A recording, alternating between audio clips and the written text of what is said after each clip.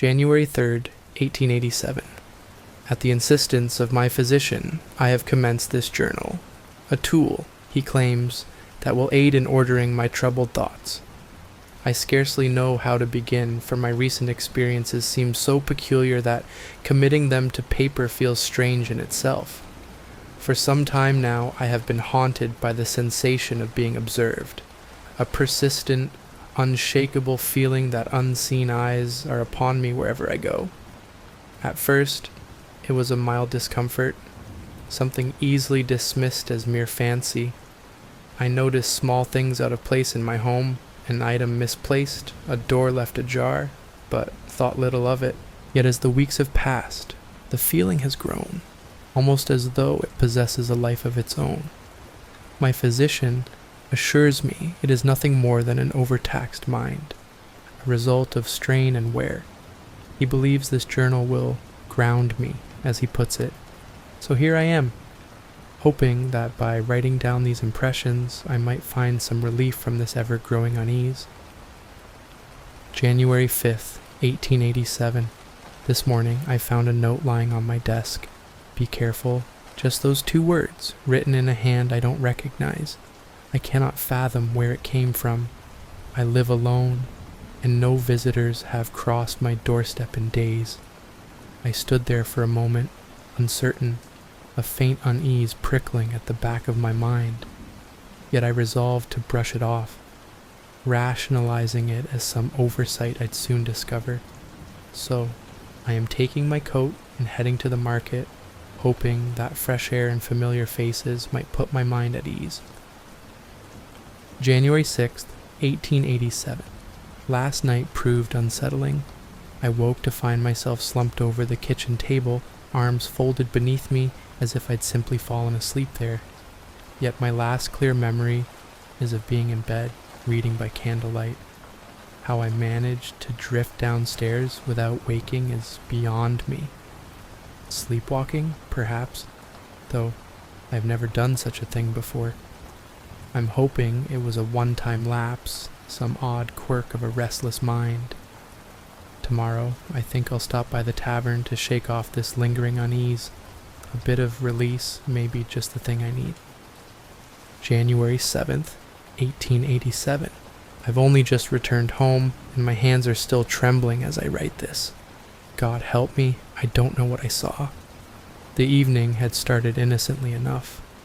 After leaving the tavern, I found myself walking home through the fog-laden streets.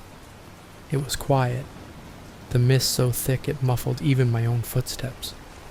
But then, ahead in the fog, I noticed something, a tall, thin shape, standing impossibly still, its form stretched unnaturally against the mist. At first, I dismissed it as some trick of the light, an illusion born of ale and shadows. But as I stumbled closer, I realized it was no trick. The figure began to move, walking slowly toward me. I quickened my pace, hoping to put distance between us, but as I rounded a corner, there it was again, closer this time, gliding almost silently through the fog. Panic seized me, and I broke into a run, my boots pounding against the cobblestones. Every corner I turned, it was there, unwavering, relentless, matching every frantic step I took. Finally, as my house came into view, I chanced to look over my shoulder, and I saw it, this shadowy form, no longer walking but sprinting, racing toward me with a speed that defied reason. I barely made it inside, slamming the door behind me and locking it tight. My heart still pounds, and every creak and groan of the house sets me on edge. I can't shake the feeling that it's still out there, waiting. Could this be the very man responsible for the recent disappearances among the villagers? I fetched my shotgun and stationed myself by the window, where I can see the street beyond. I don't know if I'll be able to sleep, not while who, or whatever that thing was, still lurks outside. Tonight, I'll stand guard.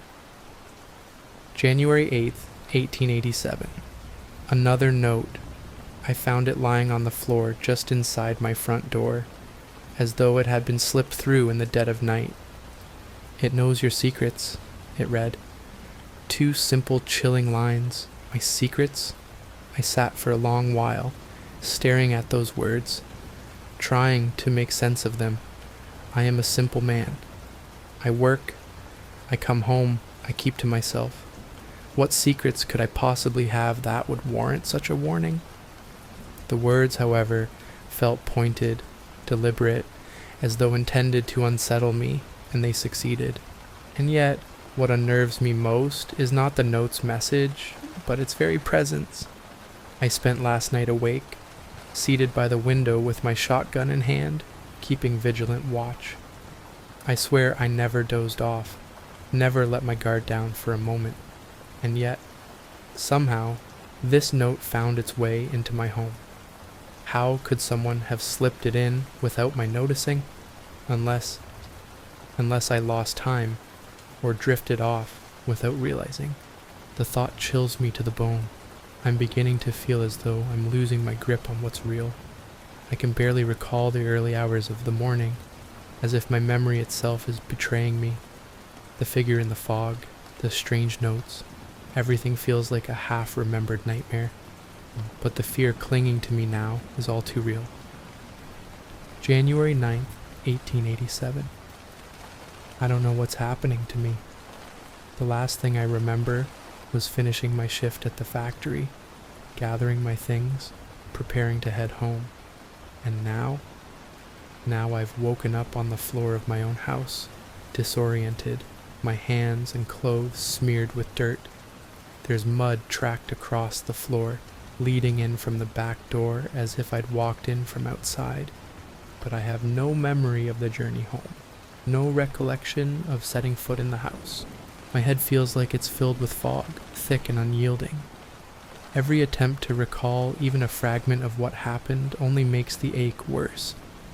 I keep trying to piece together some explanation, anything that would make sense. But nothing comes. It's as if the entire evening has vanished, swallowed up by a darkness I cannot reach. I've checked every corner of the house, hoping to find some clue, but nothing seems out of place, save for the muddy trail leading to the spot where I awoke. The sight of those footprints unnerves me deeply, as if they belong to a stranger. It feels wrong, unnatural, like they are a trace of someone else entirely. I am heading to bed. I cannot fathom thinking of this any longer. January 10th, 1887. I walked into my bathroom today, and a new note was there, this time pinned to my mirror. I am closer than you think. My stomach churned at the sight of it. The words, the precise placement on the mirror, felt purposeful, as if whoever left it wanted me to see it the moment I looked at my own reflection. I don't know who could be doing this, or why, but the thought that someone could be stalking me has set my mind racing. I go over the people I know, neighbors, co-workers, anyone who might bear a grudge, but I come up with nothing. No one I know would wish me harm. At least, I think not. The feeling of being watched has grown unbearable. At night, I hear faint footsteps echoing through the house, each step seeming to draw closer, though every time I turn, I find nothing but silence and empty shadows. Flickers of movement play at the edge of my vision, darting shapes that vanish the instant I try to focus on them. I tell myself it's a trick of the light, some figment of my imagination. January 11th, 1887. A foul smell has begun seeping through the house, growing stronger each day, and it seems to be coming from somewhere near the cellar door. It's a sickly, rotten odor that makes me gag every time I pass by, clinging to the air like a warning. The thought of going down there, of stepping into that dark, cold space, fills me with a dread I can't quite explain. I can't bring myself to face whatever might be lurking below. For now, I'll keep the door firmly closed and hope the smell fades on its own. January 12th, 1887. I am truly shaken. Last night, I awoke to find myself standing in the hallway in darkness, staring into the mirror. My reflection gazed back at me, pallid and hollow-eyed. a stranger's face in my own. I have no recollection of leaving my bed, no memory of drifting to that spot. It felt as though I'd been led there, though by what force, I cannot say. When I turned around, my heart seized with fright. The front door was wide open, a cold draft spilling into the house. I know I locked it before retiring. It's second nature to secure everything at night. Yet there it was, standing ajar as if inviting something or someone in. As I moved through the house, I found the living room in utter disarray. Books tossed from shelves, chairs overturned, shards of glass scattered across the floor. And then I saw it. The cellar door was also wide open, yawning into darkness. I half expected something to reach out and drag me down there. I had shut it tight days ago, determined to ignore whatever foul odor lurked below. But now, the door stood open. I don't know what happened while I slept, but I can't shake the feeling that someone was here, moving through my home, watching me as I lay unknowing in bed. I locked everything up again, although I could not sleep. January 13th, 1887. The stench has become unbearable, creeping through every corner of the house and clinging to everything it touches. My head throbs with each breath, the sickly, rotten odor pressing down on me, relentless. This morning, as I wandered into the kitchen, hoping for some relief, I found a new note resting on the counter. It read, "Check the cellar." I spent the day hesitating, caught between fear and a gnawing curiosity. I paced, glancing at the cellar door, part of me wanting to ignore it, to pretend the note didn't exist. But the smell was impossible to ignore, hanging in the air like a taunt. Finally, I forced myself down the stairs. In the dim light of the cellar, I saw them. Bodies scattered across the floor, eyes painted wide, staring blankly. I recognized them, people from the village, familiar faces. I stumbled back, my heart pounding with the impossible sight before me.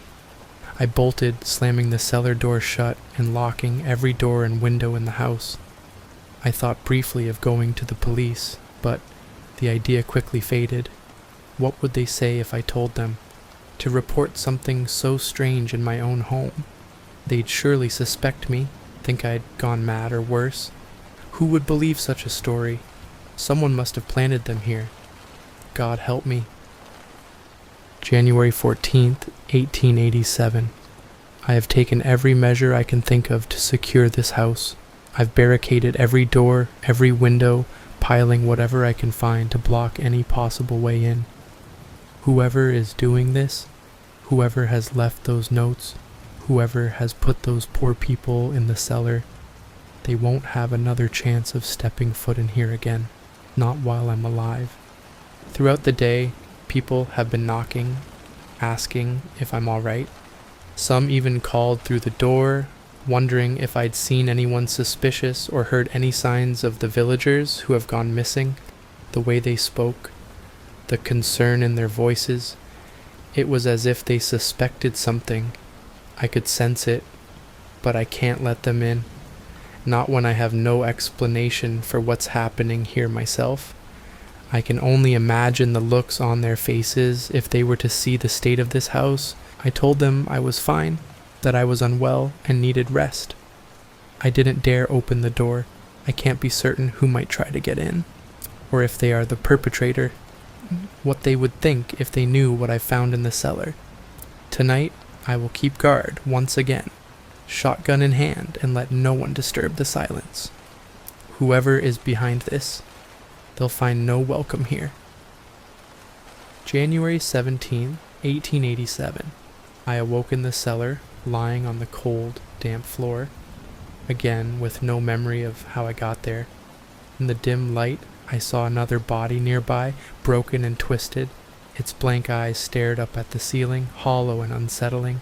Heart pounding and feeling nauseous, I pulled myself from the ground and ran up the stairs, desperate to leave the cellar behind. But as I reached the main hall, I saw that the front door was wide open once more, despite every attempt I'd made to secure it. This time, a trail of what looked like blood stretched from the entryway, leading down to the basement.